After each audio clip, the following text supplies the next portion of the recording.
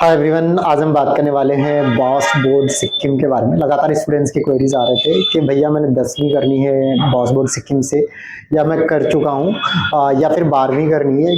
क्या इसके certificate valid होते हैं कि नहीं होते हैं, क्या ये सही माने सही बोर्ड है, यहाँ से सर्टिफिकेट करेंगे तो कैरियर तो खराब नहीं हो जाएगा एंड ऑल। तो आप में से कोई सोच रहे हो कि भाई मुझे फ्लेक्सिबिलिटी के माध्यम से करना है 10वीं 12वीं, या बार बार किसी बोर्ड में फेल हो चुके हो, सीबीएसई से, स्टेट बोर्ड से, या फिर किसी अदर ओपन बोर्ड में फेल हो चुके हो, या फिर आप अपने स्टेट बोर्ड में जैसे Bihar board, UP board, Rajasthan board में फेल हो चुके हो सीबीएसई में, और आप चाहते हो कि पास होना एक बार में, या फिर एनआईएस में भी फेल हो चुके हो और पास होना, या फिर आपने अपनी स्टडी छोड़ दी है और आप सोच रहे हो कि अपना 10वीं 12वीं करना, तो आपके लिए बॉस बोर्ड सिक्किम जो कि स्टेट ओपन बोर्ड है, आप यहाँ से कर सकते हो। अब लगातार स्टूडेंट्स के क्वेरीज आ रहे थे कि सर ये जो मार्कशीट होता है बॉस बोर्ड सिक्किम का, क्या ये वैलिड होता है कि नहीं। मैंने 10वीं करनी है, 12वीं करनी है, जो ये सर्टिफिकेट मिलेगा, मैं हायर स्टडीज के लिए जा सकता हूँ कि नहीं जा सकता हूँ, गवर्नमेंट जॉब प्राइवेट जॉब में वैलिड रहेगा कि नहीं रहेगा। तो आज इन सारी चीज़ों को प्रॉपर समझेंगे।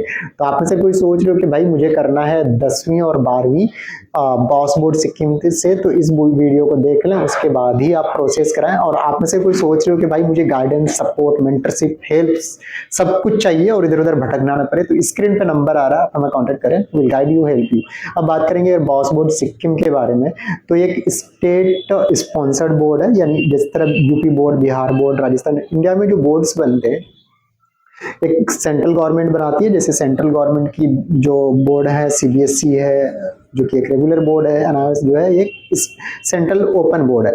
उसी तरह अगर हम बात करें स्टेट बोर्ड होते हैं, हर स्टेट में 1 2 3 बोर्ड है। जैसे हम बात करें स्टेट में राजस्थान, यूपी में जाते हैं तो यूपी बोर्ड है। अगर हम बात करें राजस्थान में जाते हैं तो राजस्थान बोर्ड है, राजस्थान ओपन बोर्ड है, ये गवर्नमेंट बोर्ड है।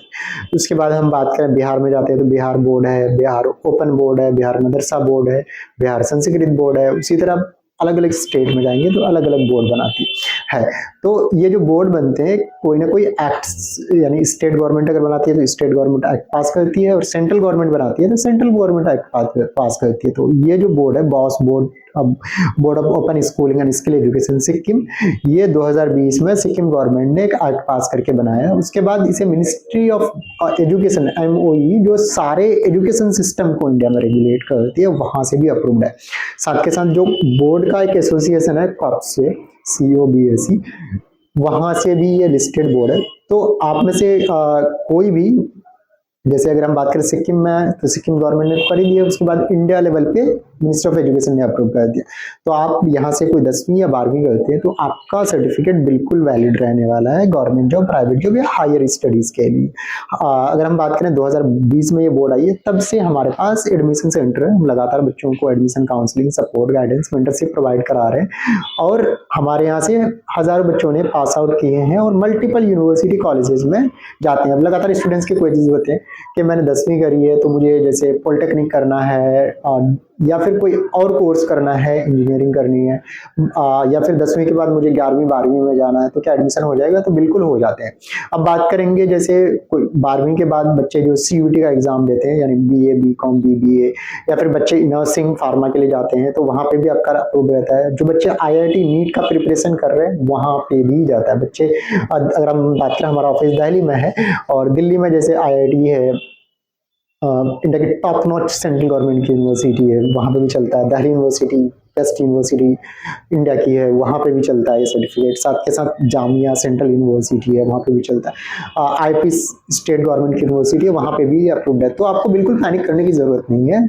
यहाँ पे आपको फ्लेक्सिबिलिटी मिलता है, एनीवेयर लर्निंग, यानी आप घर से या फिर कहीं से भी आप स्टडी कर सकते हो। ई बुक्स मिल जाते हैं, रिकॉर्डेड लेक्चर्स मिल जाते हैं, लाइव लेक्चर्स मिल जाते हैं, और साथ के साथ आपको फिजिकल बुक्स, नोट्स भी चाहिए तो भी हम आपको प्रोवाइड कराते हैं। डोर स्टेप पे आप कहीं पे भी रह के आप पढ़ाई कर सकते हो।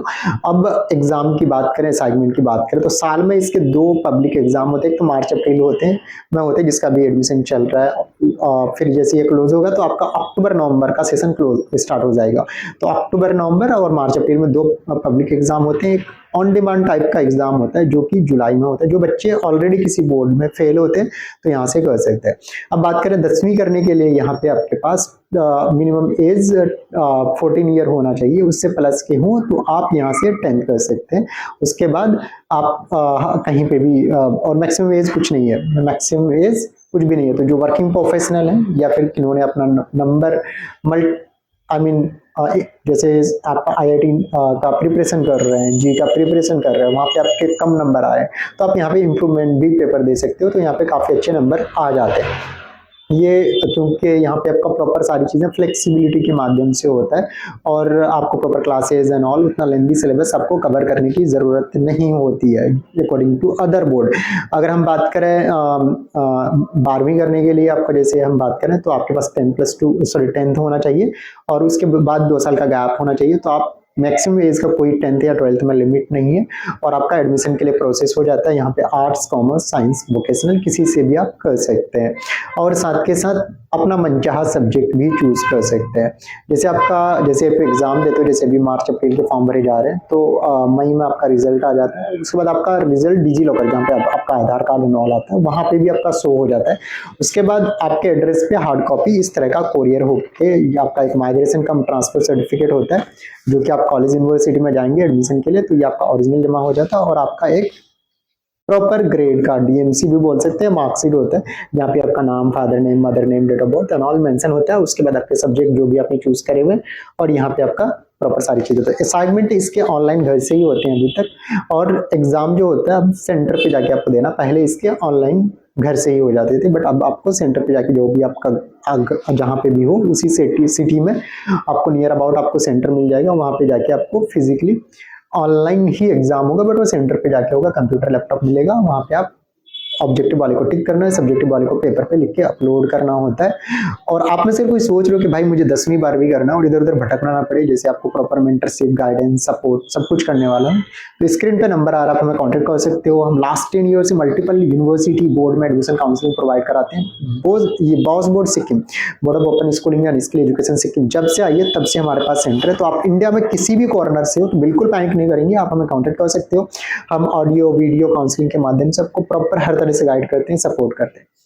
तो आप में से कोई सोच रहे हो मुझे एडमिशन चाहिए और इधर उधर भटकना ना पड़े, तो स्क्रीन पे नंबर आ रहा है, आज ही कांटेक्ट करेंगे। और आपका जो सर्टिफिकेट रहता है वो हर जगह वैलिड रहता है क्योंकि गवर्नमेंट ऑफ इंडिया ने इसे अप्रूव कर रखा है, तो बिल्कुल भी आपको पैनिक करने की जरूरत नहीं है। तो मिलेंगे नेक्स्ट वीडियो में इसी तरह का। चैनल को सब्सक्राइब करेंगे, वीडियो को लाइक करेंगे, और आपके नियर डियर में किसी को भी कोई कोर्स करना हो, 10वीं 12वीं, BA, BCom, BBA, MBA, MCA, MTech या अदर कोई प्रोग्राम, तो भी आप हमें कॉन्टेक्ट करेंगे। Thank you, happy learning.